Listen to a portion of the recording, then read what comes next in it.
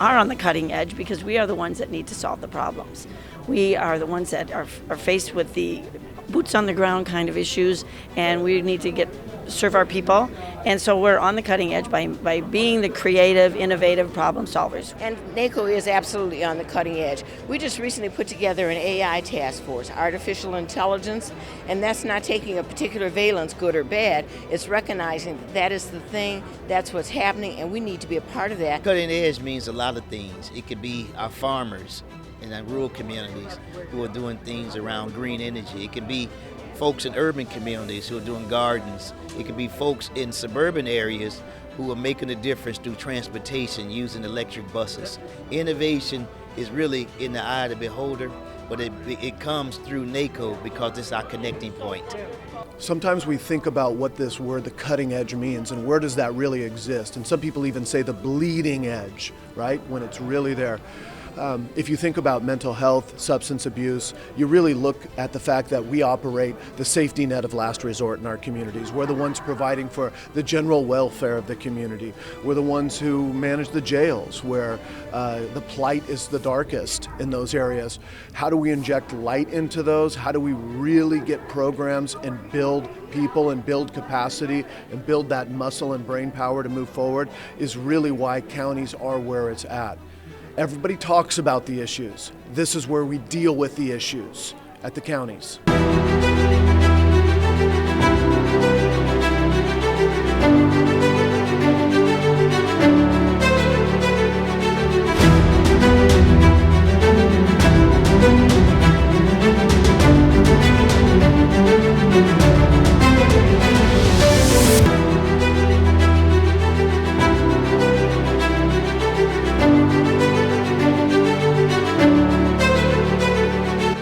Leadership is crucial, of course. We're all leaders in our way, so we want to be good leaders, and NACO is amazing at providing opportunities for us to really expand our leadership skills. We have a high performance leadership academy, we have a county leadership institute, and of course coming to conferences like this, we're connecting to a lot of opportunities to really grow that leadership. And so we are always in continuous improvement on making sure that we can be the best leaders of our communities as we can. NACO plays a very good role because you can take all of these different classes. You can go to the Leadership Academy.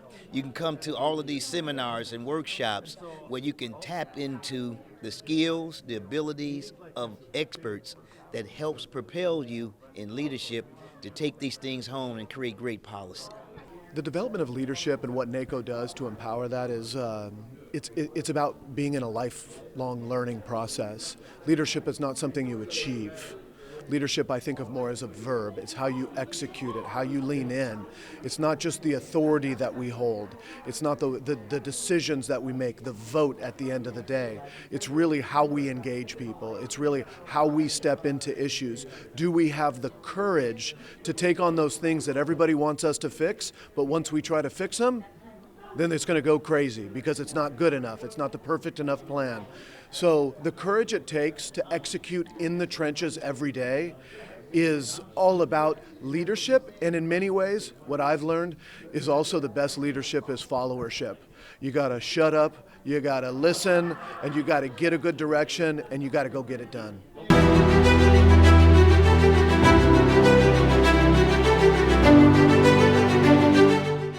This is a housing affordability task force. They are going to be giving their report.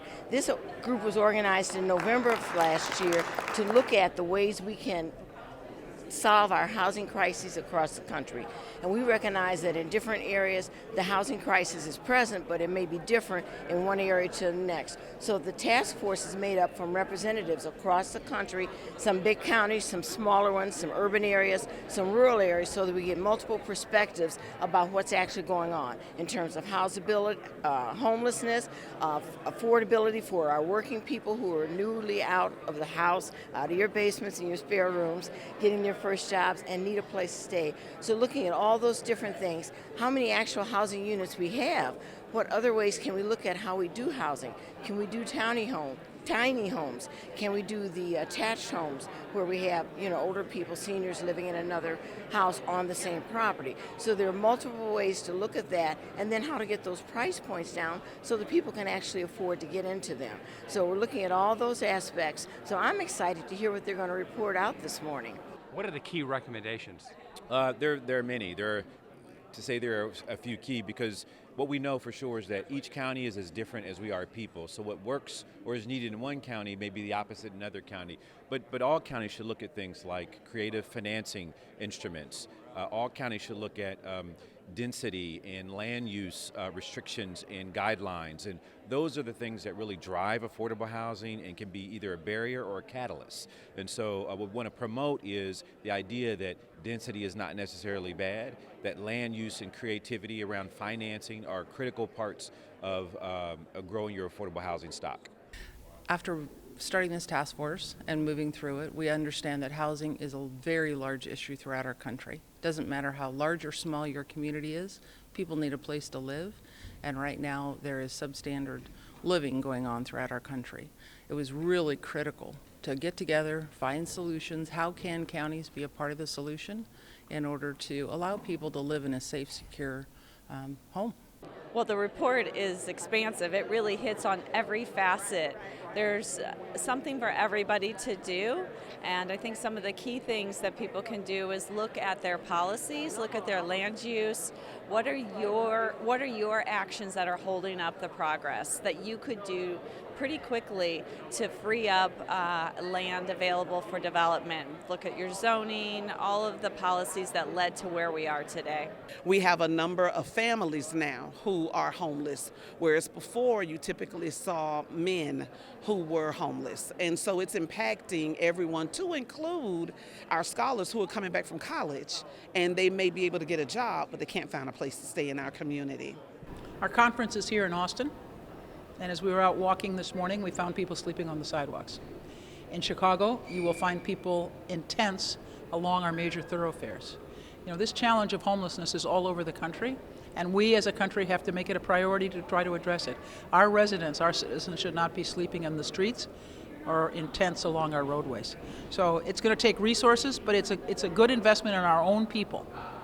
We are all, whether you're from a large urban county or a rural county, we are all being impacted by the pressure on housing, right? No matter where you are, somebody's trying to buy up the house for more than what the market would have it, and then there's no houses available. Today's panel is we're going to talk about some real concrete solutions, what's going on in other counties. I think for communities that are driving this conversation, one of the biggest success stories that I've seen for local governments is to implement an organizational infrastructure and having dedicated staff that are really working to move the needle on housing policy. In Gwinnett County, we're the second largest county in Georgia, most populous county in Georgia, and we've never had dedicated staff to help us move the needle on housing. And so as the first priority coming into office, that was the first thing that we put in place, was to have dedicated staff. And we've seen success with ensuring that we're getting grant funding to homeowners, that we're developing comprehensive housing policy, and we're working with all of the stakeholders to achieve a common goal and common vision. Last year, in the last 2 years, I should say, we brought together developers, state entities, and others that invest in affordable housing at a housing summit. We were able to invest $2 million of county dollars and leverage $134 million of private dollars to construct about 600 units in Erie County alone. So I'll be speaking about that and some of the other things that we've been doing in my community. I think everywhere in the United States is dealing with the affordable housing issue. It's different by community. It really is, but no matter where you go, there's an affordable housing crisis, and what we're trying to find out here are the best ways to tailor the response per county. So I'd say certainly, Harris County is a huge success story in terms of rental assistance. They worked with stakeholders on all sides to make sure that the rental assistance was getting out there to the folks who needed it during COVID. So I'd certainly, suggest that working with stakeholders on all sides to make sure that, the practical consequences, that they can work through the practical consequences of getting rental assistance out, making sure that renters are stably housed, and then certainly getting the word out there about programs like Fannie Mae and Freddie Mac have programs that help with affordable housing, that help with reinvestment for green investments that preserve affordable housing for the long term. That also certainly helps to get the information out there. I think it's really important to focus on the public and private partnerships in affordable housing. And right here in Austin, we were the equity investor in Sparrow, which is a community for 171 units for those experiencing homelessness. And we were part of bringing together our programs and services to that space to support the residents, as well as partnering with Dell Corporation to provide the computer center there and a computer library for the residents. So it's examples like that that really shows that we can come together and all make a better life for the residents and the community.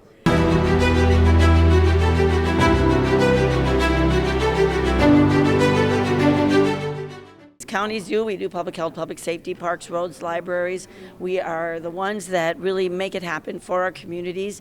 And so economic development really is a key to all of that. When we want to have our communities be strong, have our families be vibrant. So it's the jobs that they need to have, and it's the vitality of our businesses that really create that economy that our communities can thrive in. Economic development, when you're focusing on our community and we're trying to serve it, you find those skill sets, working with our community colleges, working with our counties, our workforce development groups, to make sure that we're tapping into the assets that builds the quality of life, that creates upward mobility through economic development. And that can come in many iterations. It can come from you being a welder, a daycare certification, a nurse, but it all comes together through our counties. And that's why we're here today in NACO.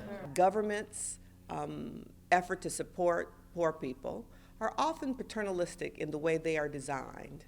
We criminalize poverty. We require that people prove time and time again that they're still poor and worthy of government intervention. Guaranteed income values people, respects the fact that they know what's best for their family.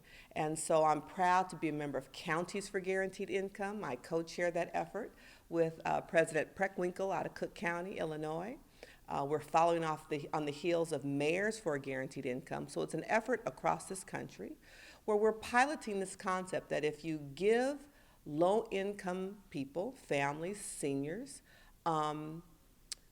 extra cash to help infuse their family budgets, for them to determine the best way to spend it without any extra hoops that government puts you through to prove that you're worthy or what you're going to spend it on, that people like you and I will make the best choices for their family. So the program that we've launched in LA County is called the Breathe program, and we got the concept, the name Breathe, because sometimes you need a little extra room to breathe. So 1,200 Angelenos will receive $1,000 a month over a 3-year period. Economic resiliency, economic mobility, all these different things that we throw together, what it really means is thriving, vibrant economies at a local level. These are not things that can come to us from a federal dictate. These are not things that can come to us through a state measure. These are things that we have to build in our communities. They're the small businesses that we support in the time of Amazon. They're the networks that we establish with government, with nonprofits, with private sector. This is where it's at. Today we're going to be really working on the economic mobility question, those in our community that we really need to figure out how we support them through education, through all other kinds of entrepreneurship, through grants, to be able to rise up on their own. But what is the ecosystem that we support at a county level that allows those communities and those economies to thrive? It's a great day to be together here. Counties are where it's at.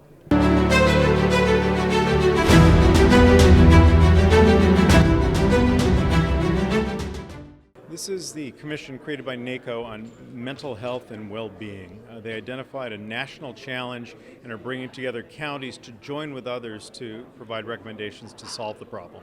It is a tremendous challenge in America, particularly coming out of COVID. We know that both mental health and addiction challenges are enormous in rural areas and urban areas, in rich places and poor, and we are trying to join together to find solutions nationally to the crisis. NACO's involved because NACO, as you know, is the umbrella for all the county representatives throughout the United States, and this is impacting all of us. And it's important for NACO to drive discussion, not only at the state level, because we've got our local state associations that are helping us with that, but at the federal level, because much of the issues and the barriers, impediments that we're facing are going to take national and federal legislation to address. We are finding suicide rates up, even our youngest citizens, teenagers on up. Everyone is stressed out. It's not that it never existed, but it has definitely been on the rise. The good news of that is that while we don't have enough resources to deal with it, the workforce isn't there, even if everybody got signed up. But I do believe it now has the attention of most everyone, and we're just hoping that the stigma begins to reduce so that people will feel more comfortable coming forward and addressing their issues before they get too bad. Mental health is public health, and we need to make sure that we've got people connected to the services, get good transportation, and again, meet them where they are. If you can provide telehealth services or getting somebody over, the issues that they see on a regular basis, like substance use or just any kind of depression area, I think that's what we need to do more of, and I think we're starting to do that now because we are focusing that as a public health policy decision. Oh, mental health is definitely under our public health, and we're working every day. We're working with our police chief, our sheriff, and all of our municipalities, and to work on mental health. And we're trying to get into the school system and get with these kids early, starting in kindergarten, get with the parents. It's going to take all of us to address mental health. It is a severe problem. Mental health, again, is one of our absolute top priorities. When we as a county received ARPA dollars, American Rescue dollars, we actually made mental health a priority in the expenditure of those dollars. And that's looking at it strictly through the lens of county, where we have operations within the jail, or oversight of the jail and our community mental health center. So we were trying to focus in utilizing those to really address that specific population, which does then include the homeless as well. I worked in a psychiatric hospital for nearly 35 years. I've seen trends come and go. I know these illnesses intimately, and I have been screaming about the mental health crisis and homelessness in this country for 20 years. I am equivalent to a surgeon who knows how to fix a specific thing, and he walks out on the street and is seeing that thing everywhere he goes and is not allowed or permitted to not only intervene, but can't even say anything about it.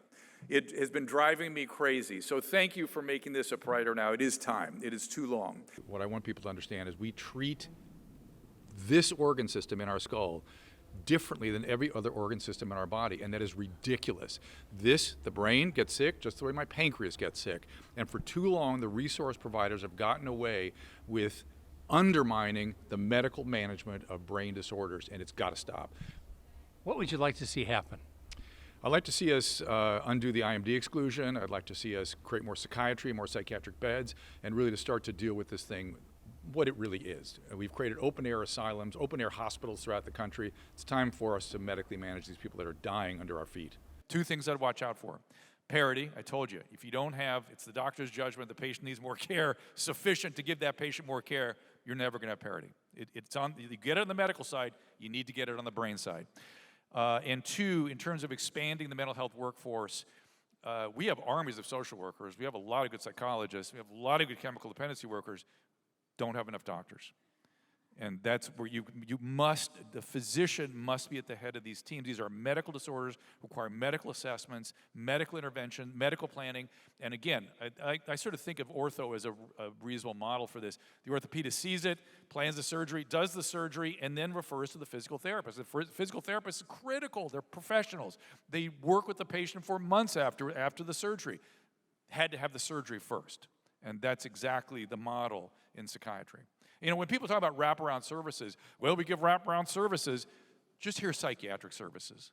We invented psychiatric services in a psychiatric hospital. We don't give wraparound services in a lung unit at the medical facility. We give it in the psychiatric hospital. Vocational rehab, psychological services, social services, just basic, we've left out the activities of daily living that people need to relearn after severe addictive diseases. Those are wraparound services. Those are for people with brain disorders, for psychiatric patients, not for orthopedic patients, not for pneumonia patients. They don't need wraparound services. It's for psychiatric.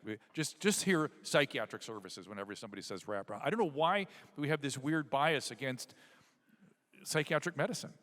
It's a many hundred, maybe it was the grip that psychoanalysis had on psychiatry in this country for so long that we all got tired of it, and it was not good. But it is a medical profession now, and they're good. They're well trained. They can make a difference now, and it's time that we let the modern era help people and help them not die. Unfortunately, the lockdowns and the fear-mongering of COVID has accelerated our mental health problem, particularly for young people, particularly for young women. It's got to crisis proportions, and very few of these people, young people with serious mental illness, very few actually get to care. I'm proud to say that the Bipartisan Safer Communities Act represented the single largest investment in community-based mental health care in American history. It expands nationwide certified community behavioral health clinics, which, as many of you know, already operate in communities across the country. Again, it's going to take some time for it to become fully implemented, but it is immense in scope and the resources are tremendous. A majority of counties considered behavioral health workforce shortages a significant problem in their county, with 89% of counties which are designated wholly within a mental health professional shortage area. Further, many counties are seeing worsening behavioral health conditions as well as barriers in accessing care due to lack of providers and high costs. A nationwide crisis demands intergovernmental solutions, which is why I am proud to announce the launch of NACO's Commission on Mental Health and Wellbeing at the end of the Mental Health Summit at our legislative conference this past February.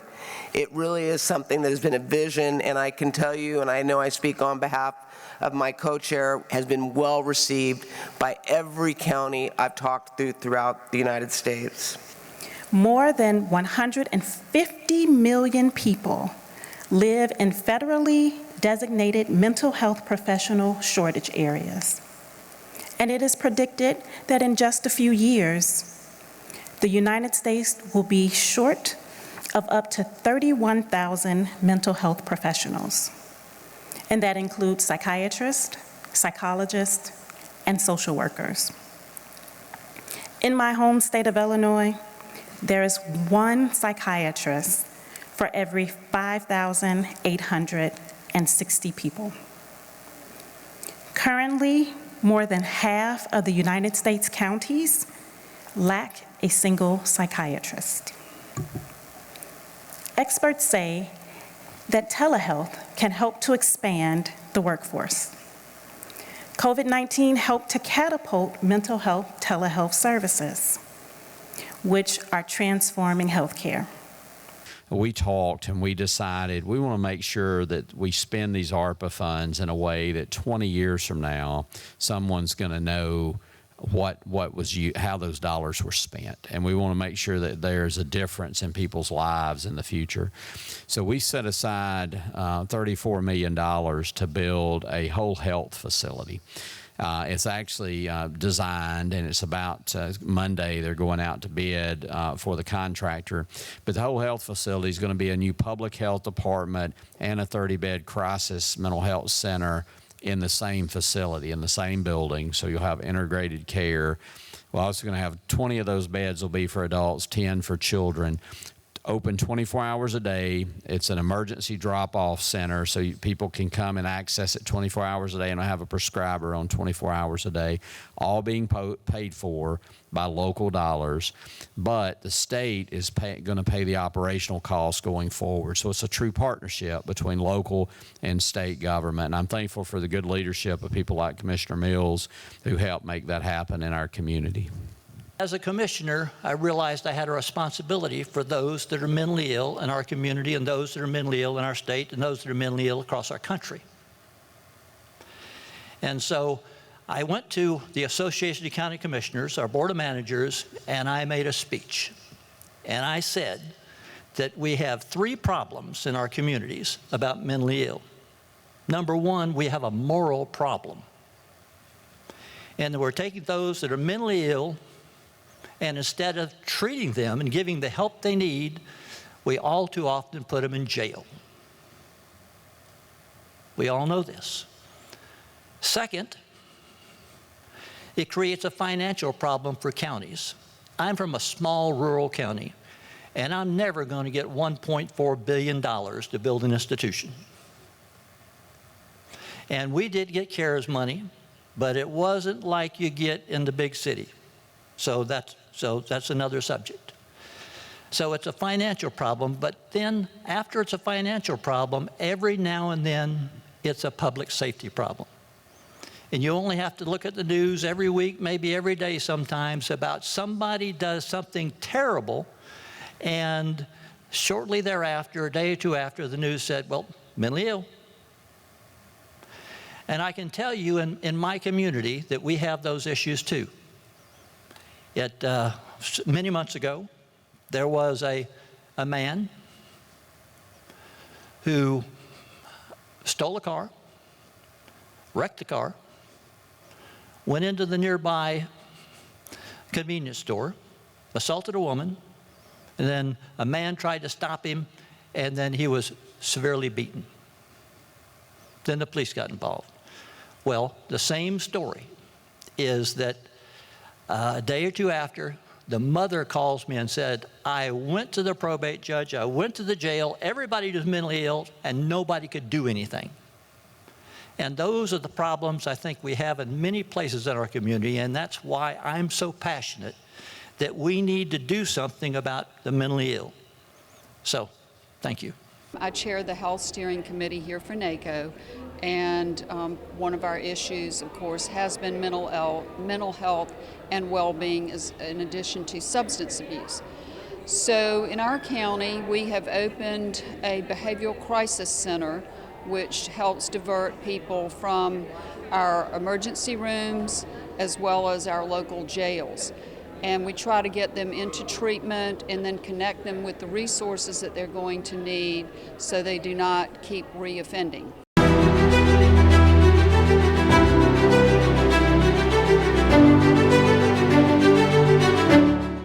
I'm the co-chair of this AI committee to help NACO members learn more about the challenges and opportunities that artificial intelligence provides county governments across the U.S. This is cutting edge for counties. We're learning things that I don't even know about. I'm excited to hear from our presenters today who are working in the space of artificial intelligence to kind of give us a background of what this could look like for counties. And then once we have that foundation as a committee, we're going to look at, you know, from a perspective of how could it, how could it be discriminatory? How could it be present other challenges to county governments and figure out ways that we can confront that? Well, just really honored to be meeting with the committee, and we think it's really fantastic that NACO is focusing on how AI should be used responsibly within counties. So we're hoping to give some ideas today of the way that counties can think about adopting AI to benefit their public, to add value to government, but also remember to use it responsibly so that they see this as a positive new technology that allows everyone to succeed, that allows all of our amazing county workforce to be more efficient and productive, and also to minimize any risks that comes from the new technology. So what is this new type of AI good at? Well, it's about language. So natural language chatbots. You know, many of us have seen in our counties or our governments that you can have a conversation with a chatbot But the traditional chatbot was very much a structured tree. Ask a question using the right words, get an answer that may or may not be what you're looking for. Now we can actually have a contextual chatbot that understands what you're trying to ask and proffer an answer. Search capabilities, anything around creativity. I don't know about you, but I get tremendous writer's block when I have to write something on demand. And so asking for a first draft from one of these models is a great start to the conversation. And so I know that just about everyone in this room has played with the model. One of the things that I was playing around with and said is, hey, let's pretend I am the capital program manager at the Seattle Public School District, and I have to go before my school board and justify how we are spending and delivering on our most recent capital bond levies. And so I asked Bing Chat, hey, can you remind me what are the levies? Can you summarize the levies for me based on the year they passed and some details about them? And then once it had that context and I validated what it had told me, I said, great, now I'm going to go before the school board, write me a 3-minute presentation that I can go deliver to explain how we're spending these funds. And I won't bore you with a thing chatting in the background. I tell the model, you know what, I'm not happy with the first draft, it's kind of dry, can you write it to be more persuasive? And guess what, it did. And when it came back with that new version, it actually had looked across the internet and started citing examples in the media of the types of projects that have been paid for. Some new windows at Rainier Beach High School, in addition at Magnolia Elementary School. And it was actually pretty good. Now, did I take what it gave me, or would I have taken what it given me and verbatim gone to the school board? No, this is a co-pilot, it's a first draft. I actually said, hey, how did it know about the work at Magnolia Elementary School? And so it cited its sources, and I followed the footnotes, and I was able to validate, yes, it actually cited legitimate information. So this is just one of the things that we can do with the technology today with our daily lives. AI is not a new technology. It's been around since the 1950s. But what we are at this incredible moment today is this new technology called generative AI. It's a very contextual technology that allows us to use natural language to accomplish a host of tasks. So this technology is really great for creativity and being our co-pilot every day, helping us draft emails, helping us craft speeches, things we do all the time in government. But it can also help make us more efficient, summarizing large documents or groups of documents, allowing us to provide new ways of delivering customer service and helping serve our constituents 24/7. So I think there's tremendous opportunity if we can use this technology responsibly. I think there's a number of fronts. One is on the application side and making us more efficient, making us more responsive to our constituents, and just making us function better. I think on a policy perspective, understanding the impact this is going to have to our communities, potential displacement of workers, and then there's going to be ethical concerns and concerns around safeguarding people and making sure that folks that are applying for or putting in applications, if they're going to be reviewed by AI, that they're informed and have an opportunity in a way to circumvent that and get to a human being if mistakes are made, because this is going to be transformational not only for government, for local government, but for our entire country. Yeah, so we're going to look at this over this year, and then we'll provide some recommendations, hopefully, to county governments across the U.S. of how to work with, deal with, account for artificial intelligence in our county governments.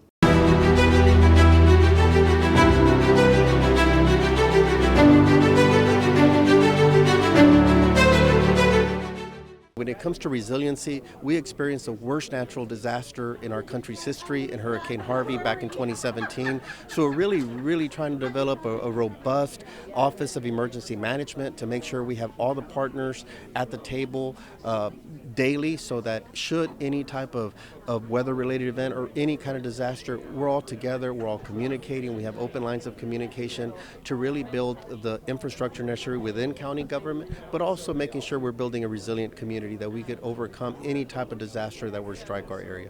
What lessons did you learn from that disaster that can be translated into resiliency for other counties across the country?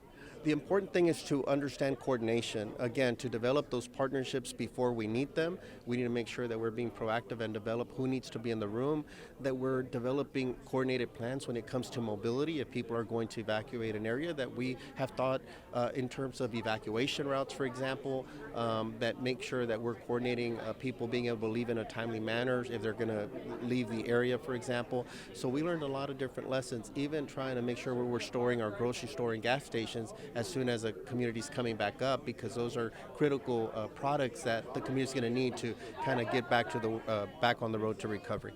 We have learned significant new information within Washington County. We experienced our first wildfire just 2 years ago, which, due to being an urban area, but actually 80% of our land is still rural because we are the largest county within the state. During that wildfire, we had to not only support people who needed to be evacuated, but also animals. And so developing plans in the future. As looking forward to mitigation, we are currently doing research within Washington County on heat islands and how to mitigate our heat islands, whether that's through forestation or other tactics. Looking at ways to notify people in a timely manner, reaching out with the right resources, and at the same time with the right team and staff connecting back to Washington, D.C. so we can get the resources back home, the funding that we need to be prepared. It's not when it's going to happen. It's not if it's going to happen. It will happen again. So we're going to be prepared. One of our big issues is Great Salt Lake and the extreme drought that we've had for over 20 years. We had a big winter that has helped a lot. One of the biggest winters ever on record in the 2022-2023 winter. However, we know that we're the second driest state, and so we have got to get very serious about being smart with our water all the time, whether we're in a drought or not. Disaster preparedness is one of critical focus of every county across the country. Some places it can be different interests, whether that's coastal states, whether some are dealing with wildfires, whether others are dealing with hurricanes.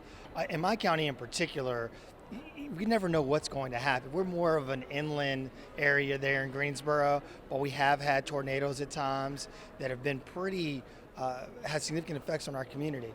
And so really what they're looking for is that you have the mechanisms and infrastructure in place to address those issues when they occur. In 2016, Greenbrier County had a 1,000-year flood, and it affected two parts of the county. One side, they were about 45 miles apart from each other.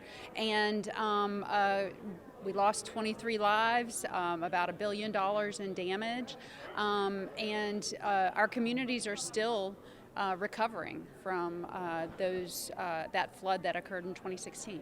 And what did you learn from that will help others in terms of disaster preparedness? I learned that you can never be prepared enough. You can never, your county, your residents can never be prepared enough to be able to get through it without depending and needing help from other people, other counties, other states.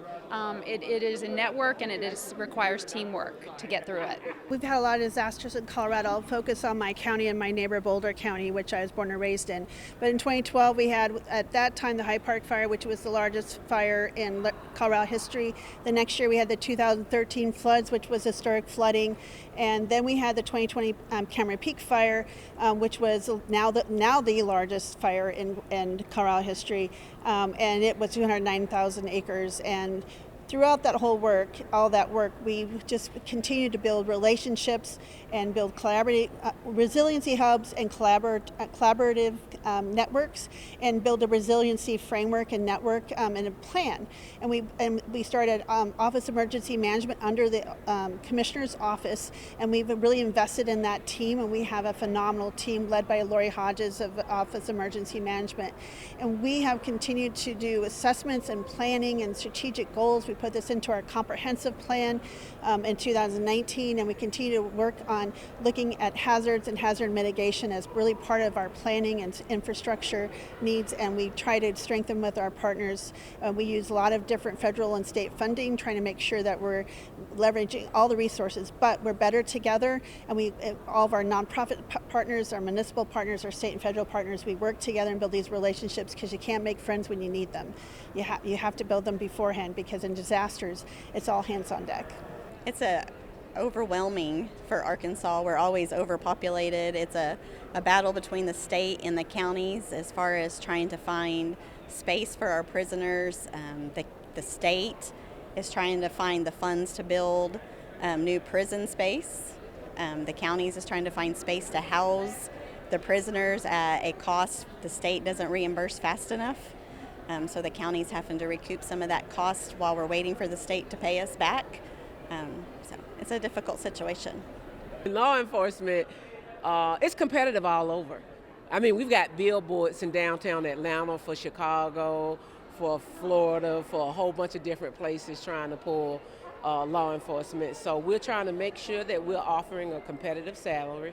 We're trying to make sure that we're looking outside of the box, offering people help with down payment assistance and other things to get them to come to Fulton County. New Mexico, or at least in Santa Fe County, our largest ticket item, right, our line item is the jail. And what we're seeing in the jail is, I think they said 68% of people who come through the jail test positive for fentanyl and at least 2 other drugs. We're seeing a massive amount of opioid use. What we're also seeing is that people are, because they have 2 or 3 drugs on board when we're taking them into the jail, what's happening is that the speedball, so like the uppers that they're taking wear off, and then they tend to overdose in the jail. So we're seeing a massive amount of danger to people that we are taking off the streets and incarcerating, right, because they're acting out, they're having problems. But then it's a safety risk and a risk liability for us when we take them into and incarcerate them. So, the jail and behavioral health and that cycle of not getting enough behavioral health, going back on the street, working your way through the criminal justice system is just not working. There's a cycle of incarceration, drug use, and then right back into the jail system. So, trying to stop that cycle of drug use and behavioral health problems is really something we're interested in Santa Fe County. Biggest issue for Siskiyou County, a very rural county, the jail is always at capacity. And so they're forced to let people out that they necessarily should be let out at times. And so it's a capacity issue. And a lot of it has to do with the judicial system, trying to get people through the process. What would you like to see happen? The judicial system to get people through the process a lot quicker than letting people sit in a jail or not having a decision made. Our big issue there is space. Having adequate jail space and being able to afford it is quite an issue. We are a regional jail system with our independent cities and another county, so that does help a little bit, but still we have overcrowded jails and back dockets because of COVID on our court system, so that continues to pile up our inmate population as well. Work that we're doing is really about trying to understand the disparities in all different focus areas, including health, economic mobility, public safety, criminal justice, and also in education, to understand the overrepresentation that we may have for our historically underutilized and marginalized communities. And so our work is important to understand the equity gaps so that we can certainly be able to make change that will eliminate any disparity that stands. Of course, we were all impacted by COVID, so seeing the impact on our criminal justice system and just resiliency generally with regard to our infrastructure. So trying to find ways, this is why I love being at NACO, finding ways we can learn from each other, from other counties, and draw down federal, state, and local funding to have a greater impact. I have a very good sheriff in Henry County. Sheriff Scandrett is amazing. And what I think I have done as a commissioner is supported his efforts to reduce recidivism. He has a wonderful learning program that inmates can get certification in while they're in jail. We have put together collaborations with the Southern Crest and the Technical School that they're getting certifications. We have a collaboration with Morehouse School of Medicine that they're getting training. They have graduations from the things that they have done. So what I've learned is make them prepared for life while they're in your custody as much as possible to reduce that recidivism. Well, there are many innovations out there for criminal justice in the jail setting. I think the first thing that you have to do is you find the best practices that are out there that match your county population size, so at least they're realistic that you could actually do it. Mental health and any investment in mental health services is going to have a tremendous return. Also addiction services, life skills, bringing those services into the jail while you have these individuals who are very idle, and you pick them at the right time to actually have an impact on them, reduce the possibility that they'll go back out and be criminals again, which has about 9 or 10 bad outcomes for the taxpayers and for your system itself.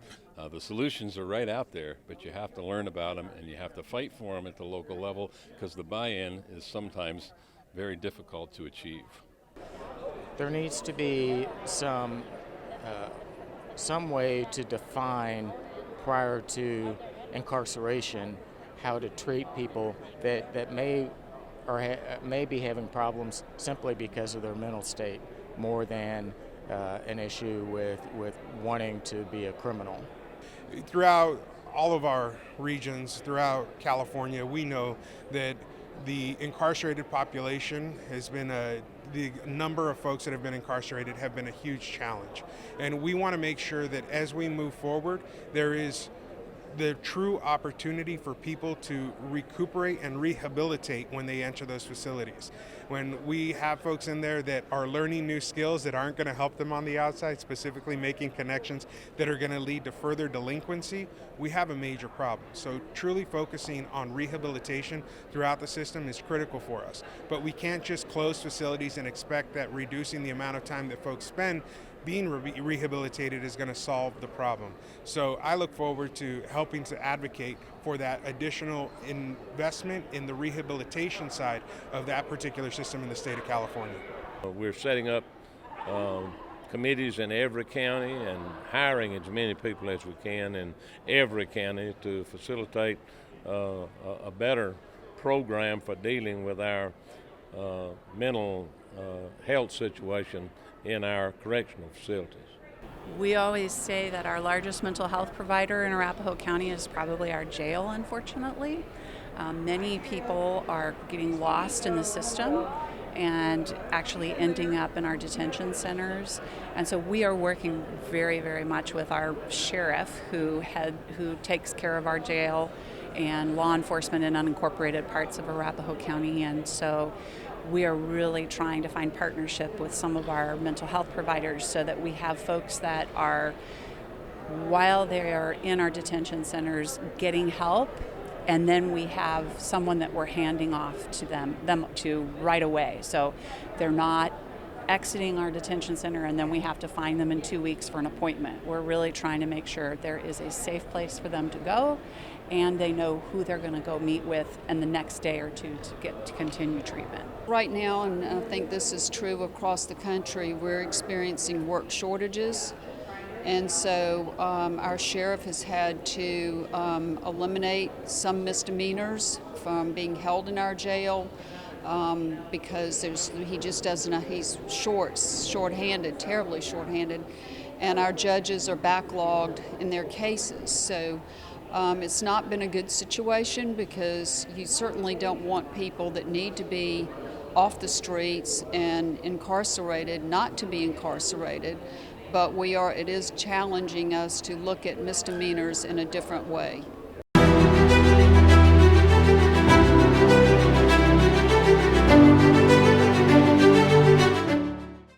Commissioner Mary Jo McGuire is our new president. President McGuire, I'll turn the program over to you.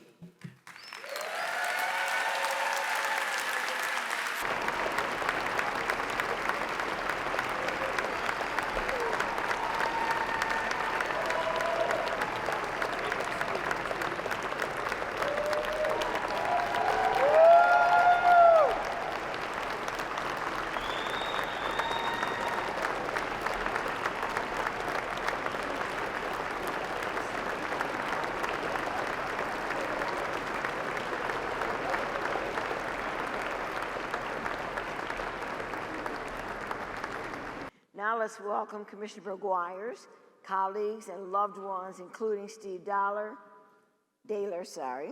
Kathy Bowman, and former NACO President Colleen Landcamer, who will swear her in.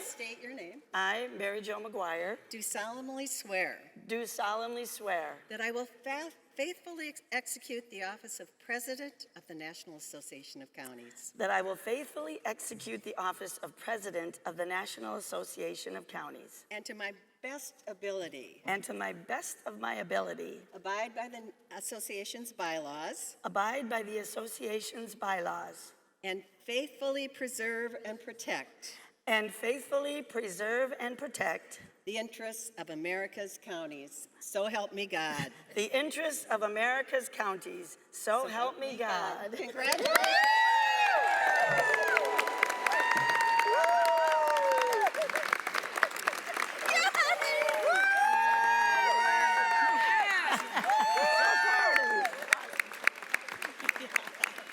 I come to NACO meetings and I see colleagues from all different places and backgrounds listening carefully to each other, making sure that everyone's voice is heard, and working together to find practical solutions. Listening and learning together is part of the culture of NACO, and I'm excited to share the spotlight for this year, which reflects this culture. Forward together, connect, inspire, lead. As we move forward together, now is the time for county leaders to connect, inspire, and lead. Connect and build bridges, inspire engagement, and lead intergovernmental partnerships. First, connect and build bridges. When we connect and build bridges, when we connect and build relationships, we grow our leadership skills and build a strong network of support.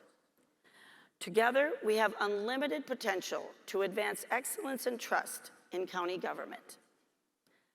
Second, inspire engagement. Everyone has a voice, and everyone's voice matters. Together, county officials can lead by listening to and engaging with all our residents, including those who are most difficult to reach. We can continuously improve and build residents' trust in us as their public partners. Third, lead in intergovernmental partnerships. From the flexibility of the American Rescue Plan to the bipartisan infrastructure law, counties have been leading. It's clear that when we lead, our residents benefit. As we work with all levels of government, we lead by example on how to get the work done. Our focus on working together and our common sense solutions is our strength and a breath of needed fresh air in politics. Each of you brings your own strengths to this organization, and I'm so excited to see what we'll do to move forward together this year at NACO. Let's find ways to invite new colleagues into this work. Let's support programs and services that our members need and want. And let's build relationships with policymakers to get our priorities over the finish line. Let's gather around our own timers, listen to each other, and lead forward together. It has been an honor to be NACO First Vice President, and I am so very excited to now serve as your president. Thank you for putting your trust in me. I look forward to working with all of you this year. Thank you.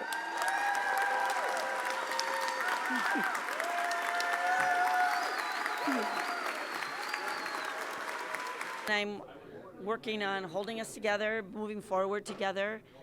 We're a diverse country, and we as counties know how to get the work done, how to work together in a very divisive country, and with divisive legislatures and Congress, we know that we are the ones that can hold it together and get the issues, the challenging issues conquered.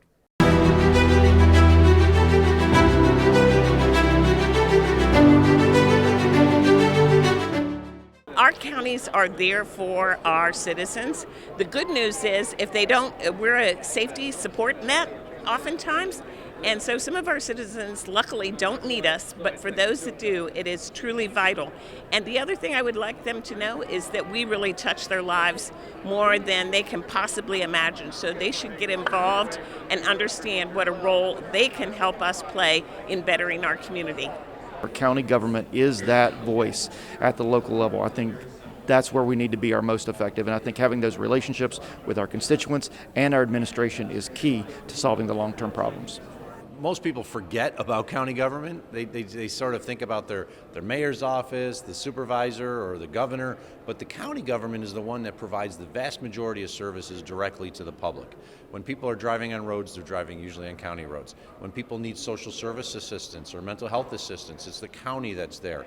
We're the ones that generally own major parks. We're the ones that run library systems. The local county government is the rubber, where the rubber meets the road. They are literally the people who put the roads down. They are the utilities. They are making sure that your 911 phone calls are answered, right? They are the sheriff's department. So they are the people who run elections. Like in my, your vote doesn't count unless I do my job, right? So, local government really is the people who are there on the ground with you, who can listen to you, who can get things done. So, always, this is a plug for voting, always make sure that you're voting those off-cycle or down-ballot races, because those are the people whose decisions affect your day-to-day life.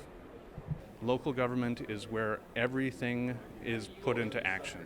So we need to make sure that we are focused on collaborating with all of our different partners to make sure that we are able to effectively deliver these services to our citizens.